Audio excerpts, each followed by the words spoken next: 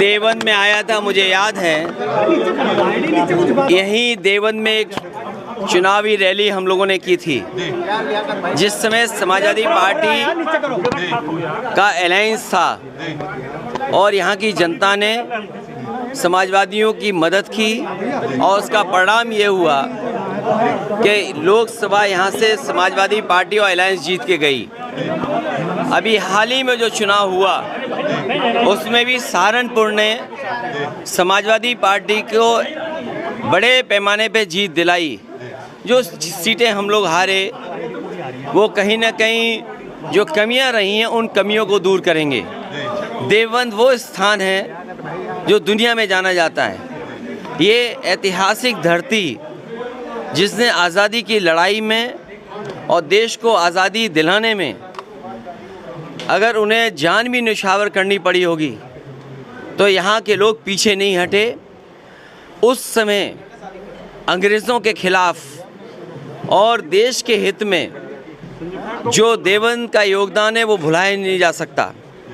ये स्थान ऐसा धार्मिक और पवित्र स्थान बनकर के निकला है कि जहाँ पर भाषा को लेकर के, अपने कल्चर को लेकर के, अपने ट्रेडिशन को लेकर के आने वाली पीढ़ी के भीतर कैसे वो संस्कार जाएं, उसके लिए देवबंद हमेशा जाना जाएगा।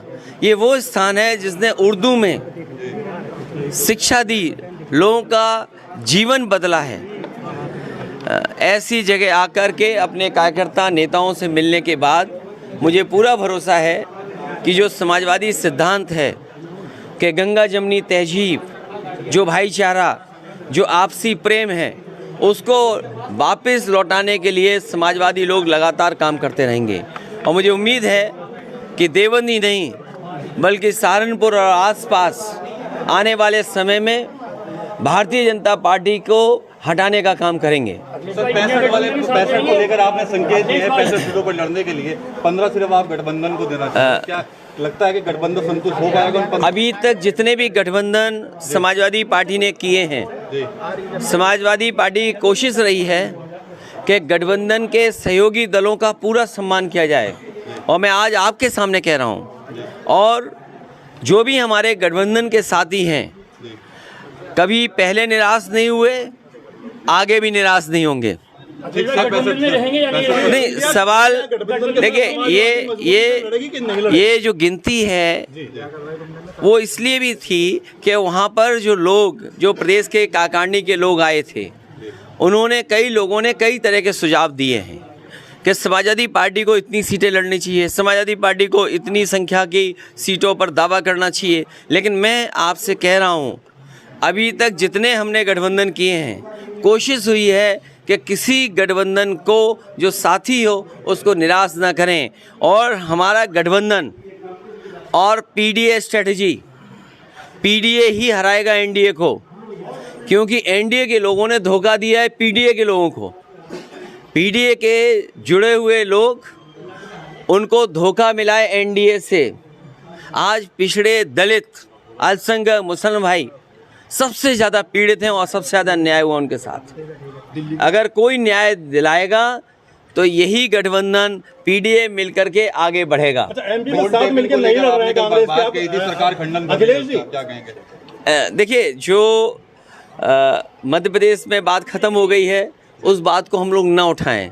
ये शायद हमारी समझ के बाहर था, या हमने ज़्यादा समझ लिया हो और किसी के साथ बैठ कर के ज़्यादा भरोसा हो गया हो। इसलिए मुझे लगा कि मध्य प्रदेश में अगर उनके लोग बातचीत कर रहे हैं तो हमें साथ लेकर के चलेंगे, क्योंकि ये बात साफ हो गई है कि स्टेट लेवल पर कोई गठबंधन नहीं है।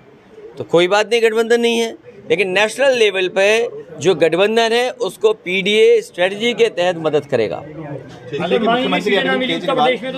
देखिए, अरविंद केजरीवाल जी हों या आदरणीय मोहम्मद आजम खान साहब हों या समाजवादी पार्टी के और विधायक हों, ये हमारे साथी जो खड़े हमारे साथ हैं, अगर जनता की आवाज़ उठाएं तो इन पे मुकदमा लग जाएगा, और लग गए होंगे न जाने कितने।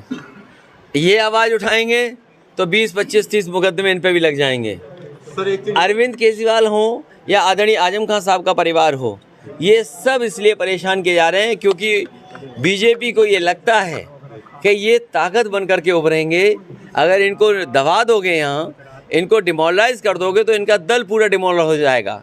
लेकिन हमें भरोसा जनता पर है, हमें भरोसा न्यायालय पे है कि एक दिन उन्हें न्याय ज़रूर मिलेगा। सर आजम खान साहब के मामले पे एक चीज फैलाई जा रही है कि समाजवादी पार्टी मदद नहीं कर रही है, कांग्रेस मदद कर रही मैं आपसे कह रहा हूँ कि समाजवादी पार्टी पूरी मदद कर रही है और कभी भी किसी की, जब किसी के ऊपर किसी तरह का संकट हो, ये मेरे लिए नहीं, जो लोग संकट में किसी का लाभ उठाना चाहते हैं उनसे बड़ा दुश्मन कोई नहीं हो सकता।